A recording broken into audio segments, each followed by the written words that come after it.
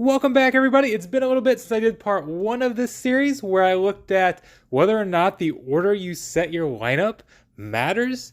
And I promised part 2. It's been a while, but here it is. I'll link part 1 below. If you missed it, essentially what we found out is that yes, sometimes the order can matter. The uniques go in the order that you set them in the lineup. Sometimes that can make a difference. The assists only matter if there is a tiebreaker in animation speed. Sometimes that happens. In that case, setting them in a specific order can matter. Most of the time, it's not really a big deal, but occasionally they can come into play. So we're going to do this again, and we're going to get 4 different factions: Nightsisters, First Order, Bounty Hunters, and Jedi. So let's get right into Nightsisters. And I'll apologize right now, I did not get a chance to test the assist order. I missed the perfect chance with Jedi training Rey having foresight in one of these galactic challenges. So I did miss that, but I did get to test revives. And what we're going to see with Nightsisters, as I'm going to prove here, is that when Zombie revives with her unique, she can revive the first 2 Nightsister deaths.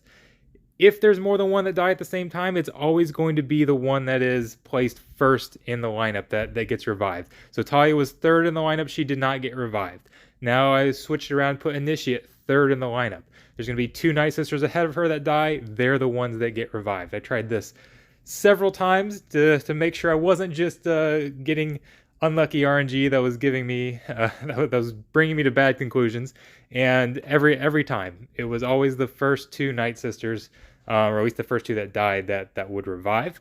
But it was different with Daka's ability. It happened with the unique, but not with Daka's ability. So you can see here, Daka revives 2. Didn't revive the lead. Obviously, the lead's going to be first. And here in the same battle, revive 2 different Nightsisters. So it appears to be random. I mean, maybe there's some other factor that I'm not taking into account, but it's not simply lineup order that determines Daka's revive, but it does determine Nightsisters if there happens to be more than one death occurring at the same time.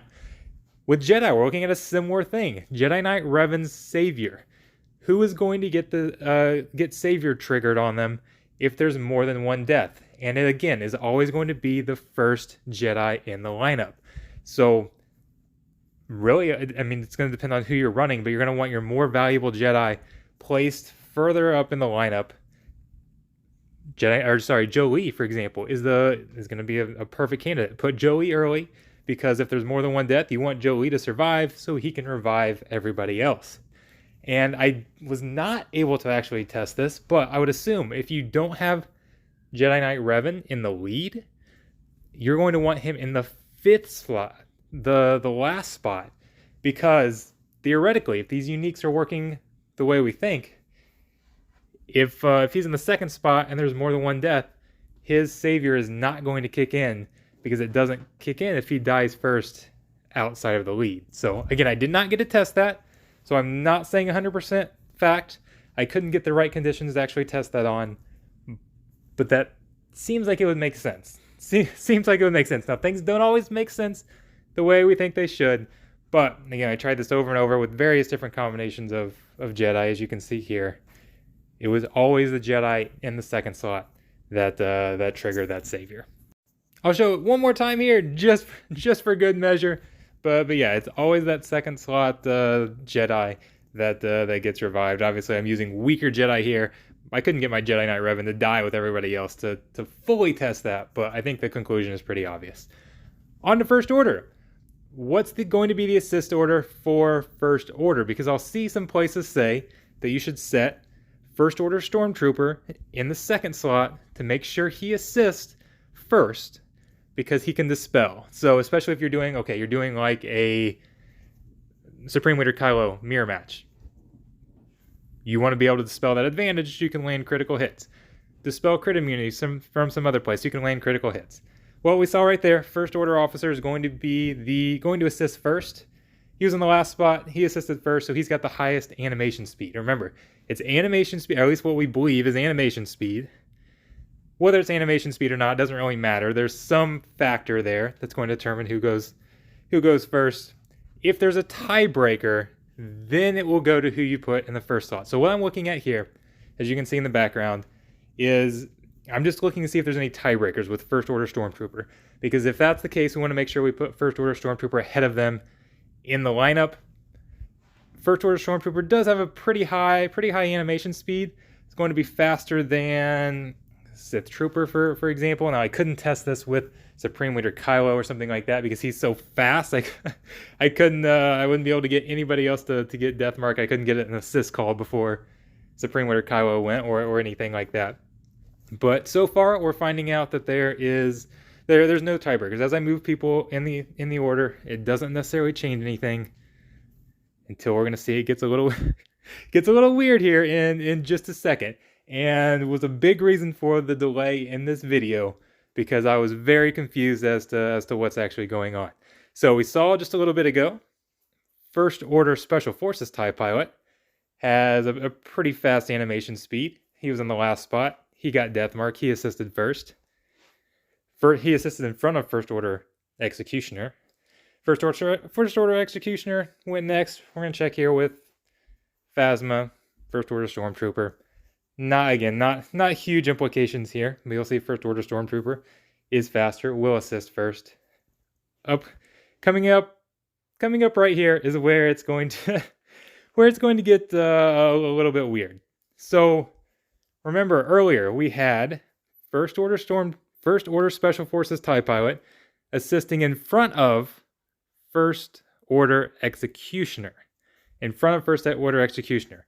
I'm trying this again, moving around First Order Stormtrooper, and I want you to watch what happened, because it confused the crap out of me. First Order Executioner gets Death Mark. How did First Order Executioner assist in front of First Order Special Forces TIE Pilot? All those alphabets full of words. And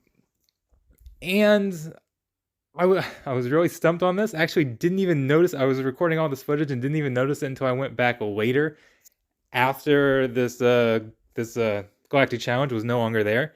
But look at what we've got here. 2 different assist rates. We'll put these side by side. You can see there was no evades. They're both landing the attack. And what's a little different, you'll notice the damage. First Order Executioner's damage is very different, from 57,000 to 73,000. That's not normal variance. Now, Phasma's in there. That's a difference. I don't see any effect Phasma would have. What I think happened, which makes no sense at all, but what I think happened is that First Order Stormtrooper called First Order Executioner to assist. Now remember, on the Hux assist, you get bonus damage, 25% bonus damage. You don't get that on the First Order Stormtrooper assist, which is why I think the damage is lower. So somehow, Hux calls everybody, First Order Stormtrooper calls First Order Executioner, and that assist is the one that actually hits first. Why? Why does that happen? Somehow the unique that actually triggers after the other attacks is the one that hits first. Those uniques, for some reason, take priority, and I do not really understand why, but that's my best guess as to what happened. Now, if anybody has any better explanations, please comment below. Please let me know. Because it completely boggles my mind. That does not seem like it should be what's happening, but that's the best explanation I have, and it doesn't make sense, but it does make sense. So, anyways, bottom line is the First Order lineup order doesn't matter. I didn't find any ties, didn't really find any way to manipulate their assist order. So, on to Bounty Hunters. So Bounty Hunters have a couple of mass assists. You have Bosk that can have a mass assist, and you have Grief that can have a mass assist. And the order doesn't always seem like it'd be critical, but it could matter in some instances. As we see Boba get Death Mark there, so he was the fastest, even though he's in the last spot, he was the fastest. But they could matter because of the order debuffs that are applied. Now remember, it gets confusing because we have some Bounty Hunters that rely on hitting debuff characters or things like that, and sometimes it has to be at the start of the turn, and sometimes it can be in the middle of the turn, and there's absolutely no consistency in it whatsoever. We've got Django, who will double tap if an enemy is debuffed, so you theoretically want characters going first that can apply debuffs, so that Django is guaranteed to get that double hit. As we saw there, that Grief is the second fastest out of this group. He was again at the back and went first. So now we're kind of looking at actually decided to look where Bosk is. So we've got Grief doing the mass assist now, and what we're gonna see is Bosk is able to get death mark. So he is faster. He's in the first spot. So I then moved him around, tried a different lead to stuck him in the back to make sure he wasn't going first just because of a tie break. Spoiler alert, he's still going to be the fastest character, even as we move him to the back here. But overall, the turn order doesn't end up being too bad. I'm not sure if Bosk is really who you'd want going first, but a lot of times he's the one actually calling the assist. But we do like that Boba has one of the fastest animation speeds because he has a chance to apply a debuff that those dots. Grief is fairly fast. He has a chance to apply daze, so them going first is all right. And then we've actually finally got a tie. So we've got one here where it will matter which order you set as far as which attack they go in. Now, does it actually matter?